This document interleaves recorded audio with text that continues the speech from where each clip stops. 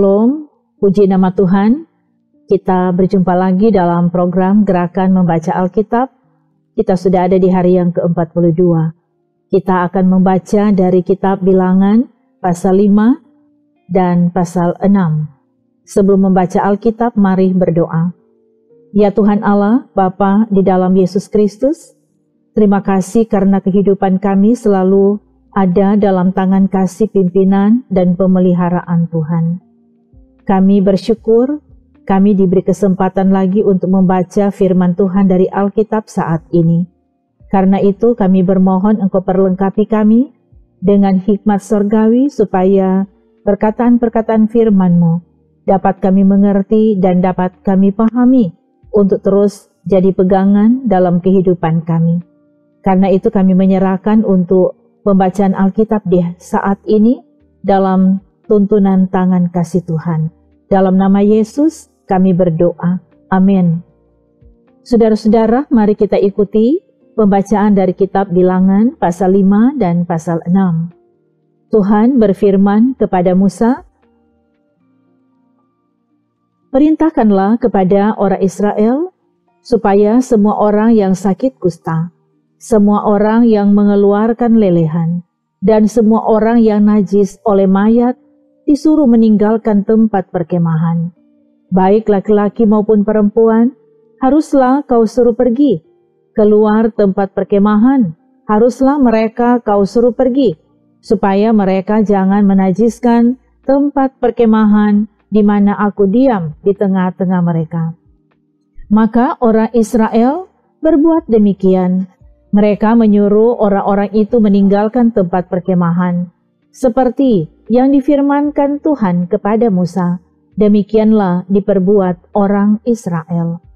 Tuhan berfirman kepada Musa, "Berbicaralah kepada orang Israel, apabila seseorang laki-laki atau perempuan melakukan sesuatu dosa terhadap sesamanya manusia, dan oleh karena itu berubah setia terhadap Tuhan, sehingga orang itu menjadi bersalah, maka haruslah ia mengakui dosa yang telah dilakukannya itu, kemudian membayar tebusan sepenuhnya dengan menambah 1/5, lalu menyerahkannya kepada orang terhadap siapa ia bersalah.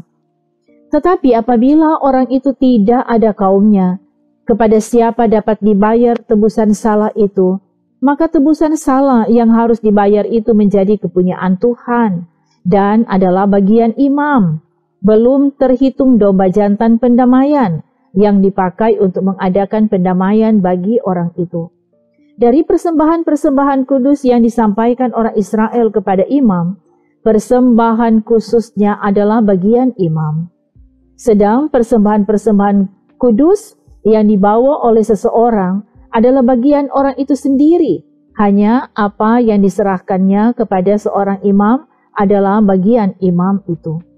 Tuhan berfirman kepada Musa, "Berbicaralah kepada orang Israel dan katakanlah kepada mereka, apabila istri seseorang berbuat serong dan tidak setia terhadap suaminya, dan laki-laki lain tidur dan bersetubuh dengan perempuan itu dengan tidak diketahui suaminya, karena tinggal rahasia bahwa perempuan itu mencemarkan dirinya, tidak ada saksi terhadap dia tidak kedapatan, dan apabila kemudian roh cemburu menguasai suami itu, sehingga ia menjadi cemburu terhadap istrinya, dan perempuan itu memang telah mencemarkan dirinya, atau apabila roh cemburu menguasai suami itu, sehingga ia menjadi cemburu terhadap istrinya, walaupun perempuan itu tidak mencemarkan dirinya, maka haruslah orang itu membawa istrinya kepada imam, dan orang itu harus membawa persembahan, karena perempuan itu sebanyak 1/10 eva tepung jelai yang ke atasnya tidak dituangkannya minyak dan yang tidak dibubuhinya kemenyan, karena korban itu ialah korban sajian cemburuan, suatu korban peringatan yang mengingatkan kepada kedurjanaan.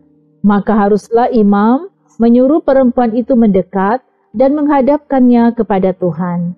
Lalu imam harus membawa air kudus dalam suatu tempayan tanah, kemudian harus memungut debu yang ada di lantai kemah suci dan membubuhnya ke dalam air itu.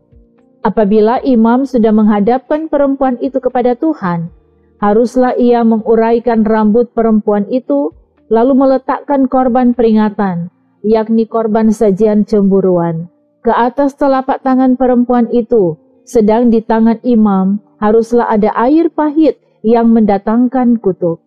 Maka haruslah imam menyumpah perempuan itu dengan berkata kepadanya, "Jika tidak benar ada laki-laki yang tidur dengan engkau, dan jika tidak engkau berbuat serong kepada kecemaran, padahal engkau di bawah kuasa suamimu, maka luputlah engkau dari air pahit yang mendatangkan kutuk ini.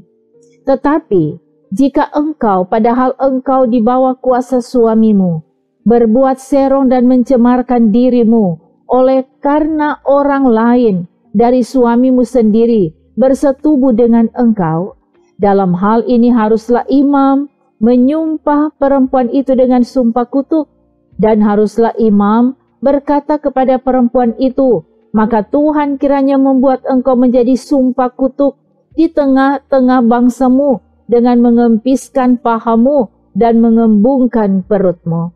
Sebab air yang mendatangkan kutuk ini akan masuk ke dalam tubuhmu untuk mengembungkan perutmu dan mengempiskan pahamu. Dan haruslah perempuan itu berkata, "Amin, amin."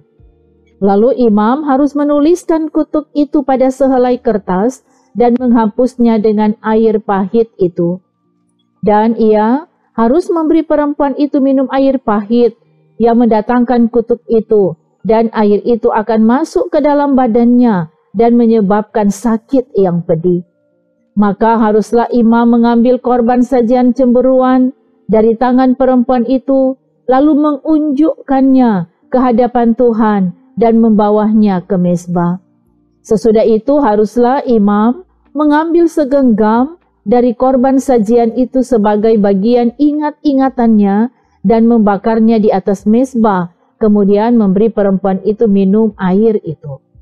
Setelah terjadi demikian, apabila perempuan itu memang mencemarkan dirinya dan berubah setia terhadap suaminya, air yang mendatangkan sumpah serapah itu akan masuk ke badannya dan menyebabkan sakit yang pedih, sehingga perutnya mengembung dan pahanya mengempis, dan perempuan itu akan menjadi sumpah kutuk di antara bangsanya. Tetapi apabila perempuan itu tidak mencemarkan dirinya, melainkan ia suci, maka ia akan bebas dan akan dapat beranak. Itulah hukum tentang perkara cemburuan.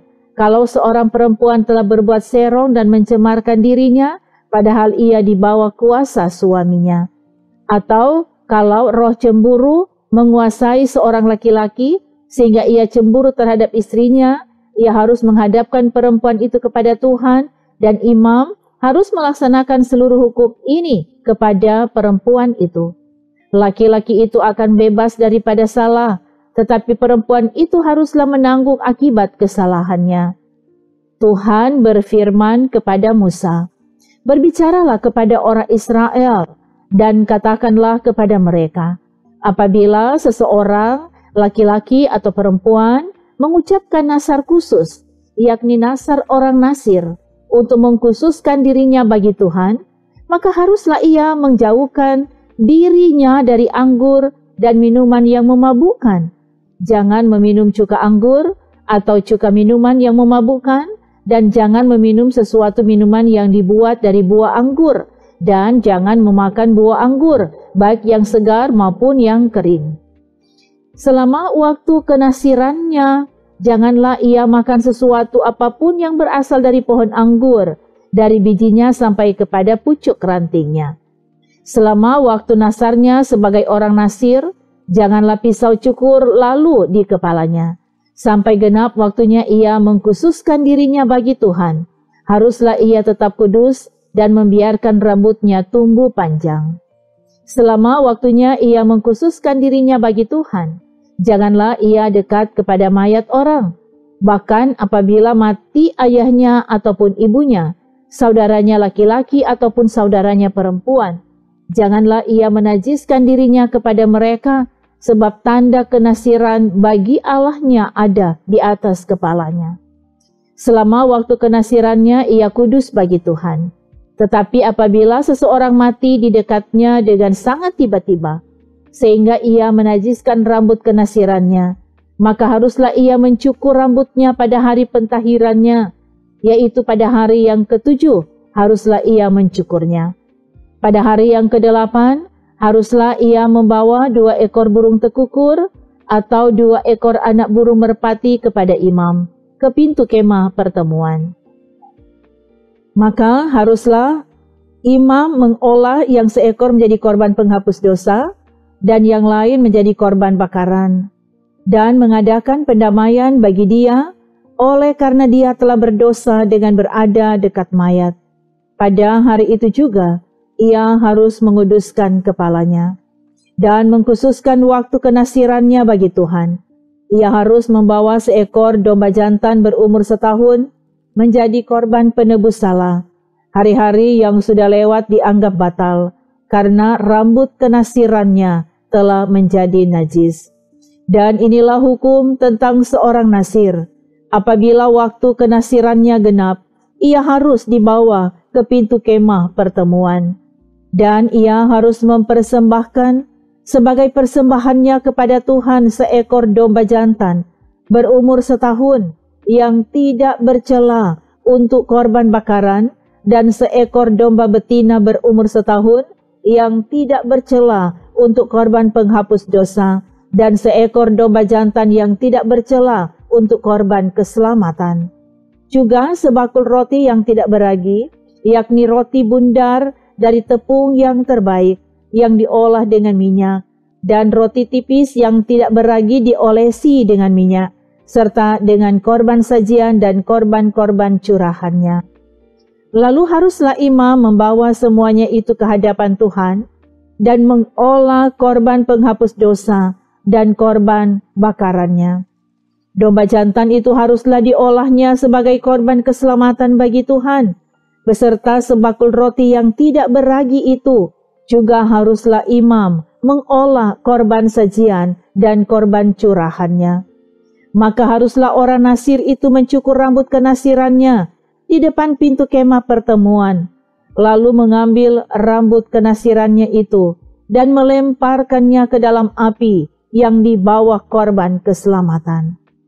Imam haruslah mengambil paha depan domba jantan itu sesudah dimasak dan 1 roti bundar yang tidak beragi dari dalam bakul dengan 1 roti tipis yang tidak beragi, lalu meletakkannya ke atas telapak tangan orang nasir itu setelah orang ini mencukur rambut kenasirannya.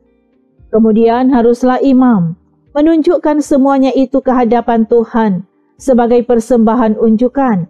Semuanya itu menjadi bagian kudus bagi imam, beserta dada persembahan unjukan dan beserta paha persembahan khusus.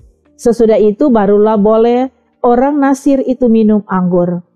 Itulah hukum tentang orang nasir yang menasarkan persembahannya kepada Tuhan berdasarkan kenasirannya, belum dihitung apa yang ia mampu mempersembahkan di samping itu, sesuai dengan bunyi nasar yang diikrarkannya. Demikianlah harus dilakukannya berdasarkan hukum tentang kenasirannya. Tuhan berfirman kepada Musa, "Berbicaralah kepada Harun dan anak-anaknya, beginilah harus kamu memberkati orang Israel. Katakanlah kepada mereka, Tuhan memberkati engkau dan melindungi engkau. Tuhan menyinari engkau dengan wajah-Nya dan memberi engkau kasih karunia. Tuhan menghadapkan wajah-Nya kepadamu dan memberi engkau damai sejahtera." Demikianlah harus mereka meletakkan namaku atas orang Israel, maka aku akan memberkati mereka. Demikian bacaan Alkitab di hari ini. Mari berdoa. Ya Tuhan Allah, kami puji dan muliakan nama-Mu di dalam Yesus yang adalah firman kehidupan.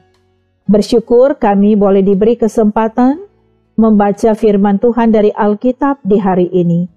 Kami sungguh percaya kebenaran firman-Mu ini jadi berkat dalam hidup pribadi dan keluarga kami.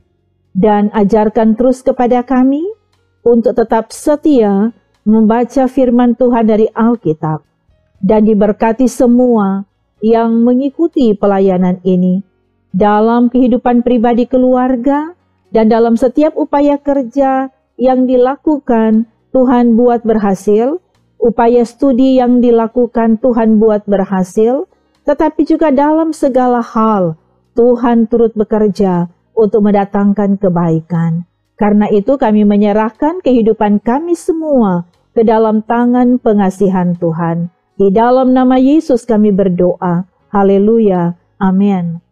Demikianlah gerakan membaca Alkitab di hari ini. Kami sangat berterima kasih saudara selalu setia mengikutinya. Tuhan Yesus memberkati. Shalom.